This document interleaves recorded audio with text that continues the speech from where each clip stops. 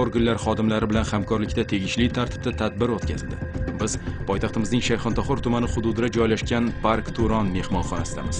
Mazkur mehmonxonada yashirin islohotxona tashkil etilganligining guvohi bo'ldik. Jumladan, mehmonxonaning 9-qavatida joylashgan xonalardan biri ko'zdan kechirilganda, u yerda mana bunday harom xarish manzaralarga duch keldik.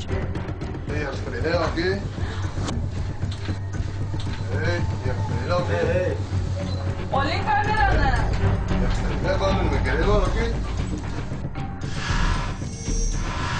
Kimiz bo'lar, ayolingiz mi?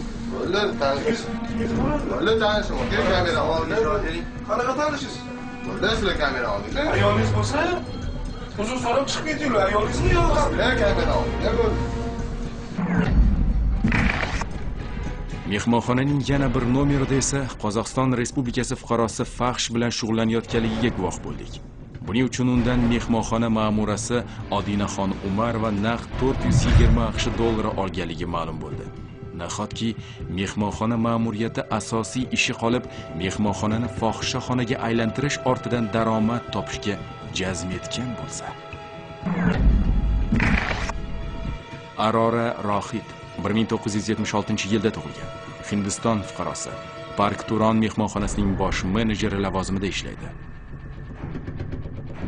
Mehmonxonada xorijiy fuqarolarni qabul qilish tartib-qoidalari ham qo'pol ravishda buzilgan. Jumladan, tekshiruv jarayonida aniqlanishicha, Eron Islom Respublikasining 3 nafar fuqarosi va hindistonlik bir kishi mehmonxonada yashayotganligi tegishli hujjatlarda aks ettirilmagan. Maqsad daromadlarni yashirish.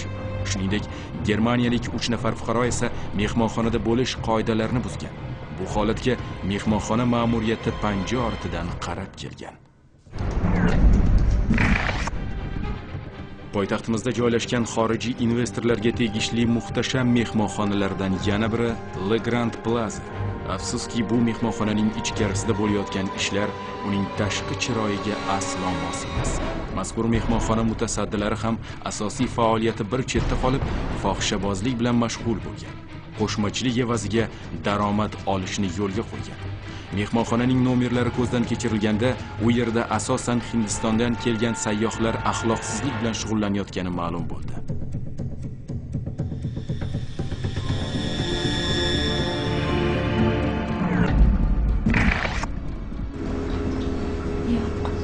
Otangiz bilan nima ishlab turganingiz? Turmushdan ajrashganman. Ishlayman.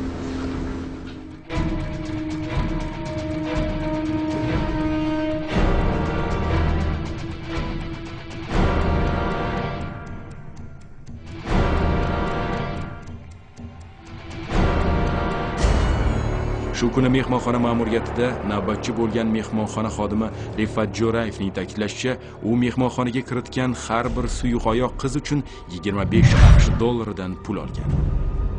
Le Grand Plaza mehmonxonasida ushbu faxsh ishlarni tashkillashtirish uchun qulay sharoit yaratilgan. Jumladan, mehmonxonada Diplomat nomli tungi klub tashkil etilgan bo'lib, u yerda asosan xorijlik mehmonlar yengil tabiatli qizlar bilan tanishgan. Va axloqsiz mehmonlar shu yerning o'zida fohishalarni $50 to $200 yollagan. Shu orqali mehmonxona ma'muriyati mo'may daromad olib turgan.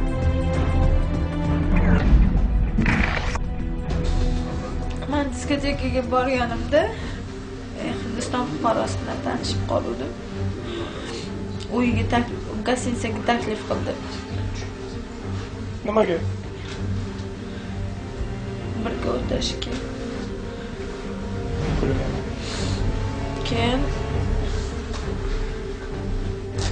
menga 1-2 soatga $100 beraman deydi.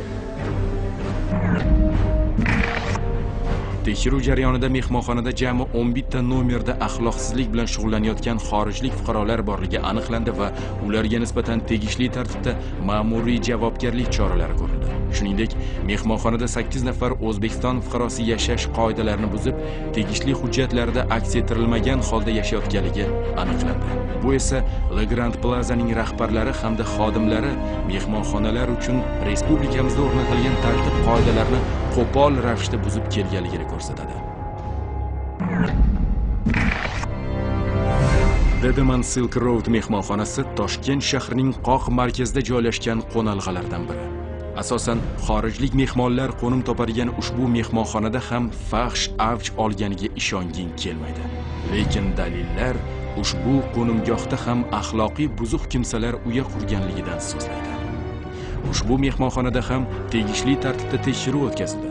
Yurtimizda faoliyat olib borayotgan yirik moliya markazlaridan birining rahbari Koreya Respublikasi fuqarosi KDB Bank ijrochi direktori Kim Von Lining mana bu jirkanch ahvolini qanday baholash mumkin?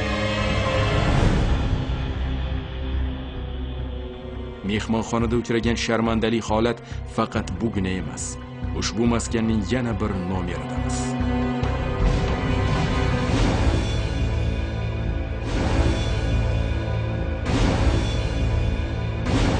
Polis xabardormi shu turibsiz?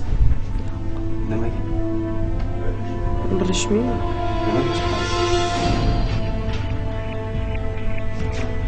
O'rtoqlarimni akasi mana. Turmushga chiqqanmisiz? Yo'q, Yaxshimi shu yeringiz? yo'q.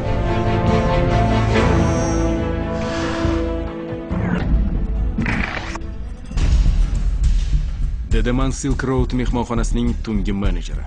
1976-yilda Toshkent shahrida tug'ilgan Olimjon Saifov va ma'mur Sardor Rasulovlar 4 nafar xorijlik fuqaroni zinokorlik qilish uchun mehmonxonaga qo'yish evaziga 367 ming so'm pul olgan. Bundan ma'lum bo'ladiki, ushbu kimsalar o'z nomi bilan aytganda qo'shmachilik ortidan pul topgan. Axir bu nafaqat mehmonxonada xizmat ko'rsatish talablariga zid, balki axloq, odob qoidalariga, erlik sha'niga ham isnod emasmi? Bundan tashqari, Dedeman Silk Road'da mehmon